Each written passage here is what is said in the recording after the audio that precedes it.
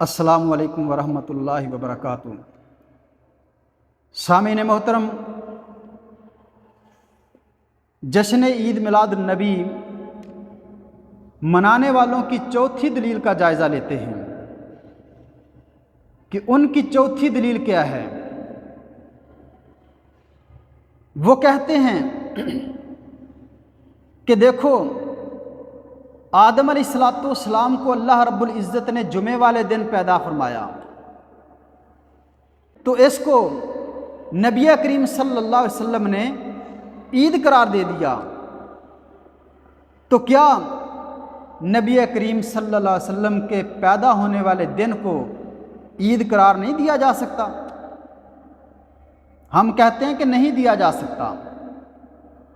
اس کی وجہ کیا ہے؟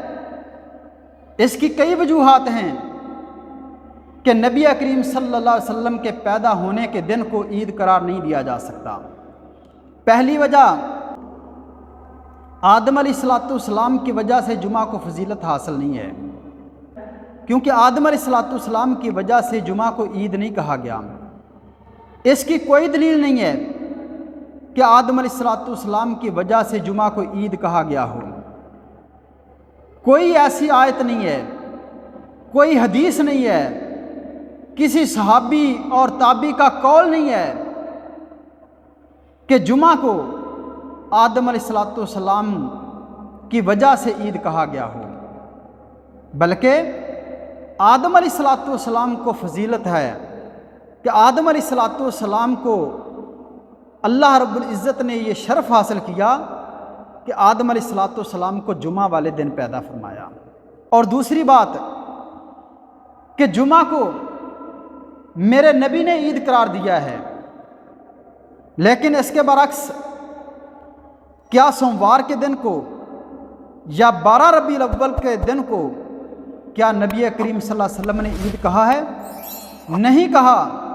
کوئی دلیل نہیں ہے، نہ قرآن سے، نہ حدیث سے، نہ کسی صحابی اور کسی تابعی کے قول سے کوئی ایسی دلیل نہیں ہے کہ نبی کریم صلی اللہ علیہ وسلم نے سوموار یا 12 ربیع الاول کو عید قرار دیا ہو۔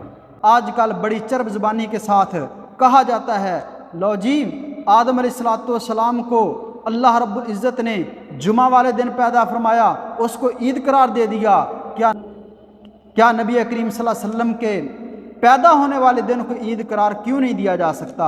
حضرات، نہیں دیا جا سکتا، کیونکہ جمعہ کے دن کو نبی کریم صلی اللہ علیہ وسلم نے عید کہا ہے، اور عیدین کو، عید الفطر کو، عید الاضحیٰ کو نبی کریم صلی اللہ علیہ وسلم نے عید کہا ہے، اور اس کے برعکس سوموار اور 12 ربیع الاول کو میرے نبی نے عید قرار نہیں دیا۔